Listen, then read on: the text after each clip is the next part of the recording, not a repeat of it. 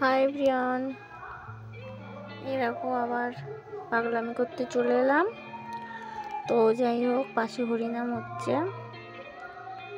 শোনা যাচ্ছে কিনা বলতে পারবো না। তো এই যে আমি আমার মা বাবার কাছে গেছিলাম কয়েকদিন, তো ওখানে গিয়ে মাকে বললাম একটু মুড়ি ভাজতে।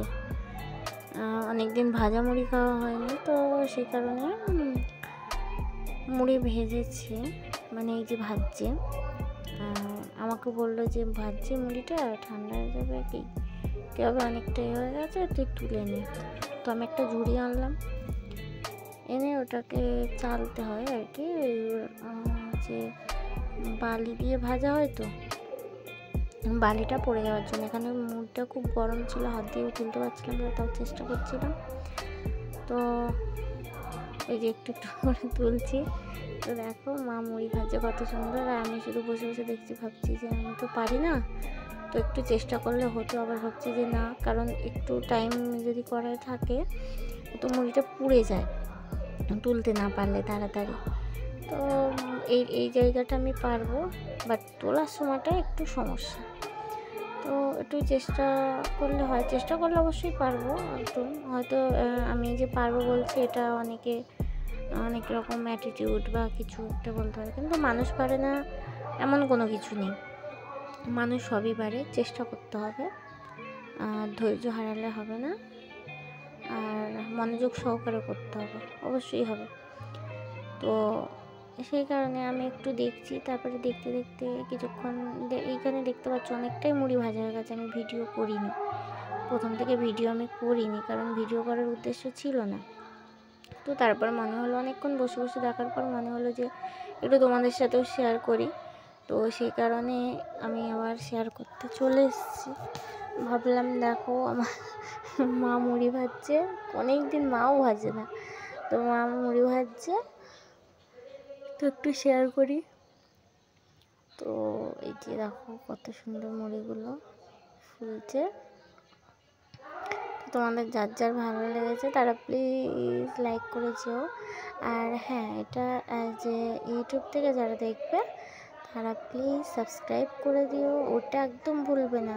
আর অল বাটন প্রেস করে দেবে, তাহলে সব ভিডিওগুলোই দেখতে পারবে। আমার চ্যানেলে প্রচুর শর্ট ভিডিও আছে, তো সেগুলো দেখতে পাবে। আবার ব্লগ ভিডিওটা একটু কম করা হয়, আর লাইভটা একটু কিছুদিন ধরে করা হচ্ছে। তো যাই হোক, ইউটিউবে দেখলে সবাই ওটাই করবে, আর ফেসবুক থেকে যারা দেখবে তারা ফলো করবে, কমেন্ট করবে, আর লাইক করবে, ওকে। তো এইরকম উনুনে, আর উনুন মানে আমি অনেক দূরে উনুনের থেকে, কারণ আমি ওই উনুনে জ্বালানি দেওয়া ওইসব আমি সত্যি খুব একটা পারি না। আমি উনুনে রান্না করতে গেলে আমার সঙ্গে কাউকে একটা দরকার হয়, বাট গ্যাসে রান্না করলে আমার কাউকে দরকার হয় না।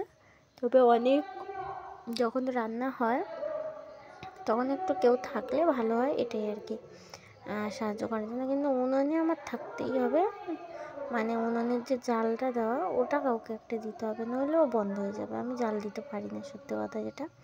তো সেটা ন্যাকামি হ্যান ত্যান যা হোক কিছু ভাবতে পারে, বাট আমি পারি না। তো যাই হোক, মুড়ি ভাজা শেখার খুব ইচ্ছে।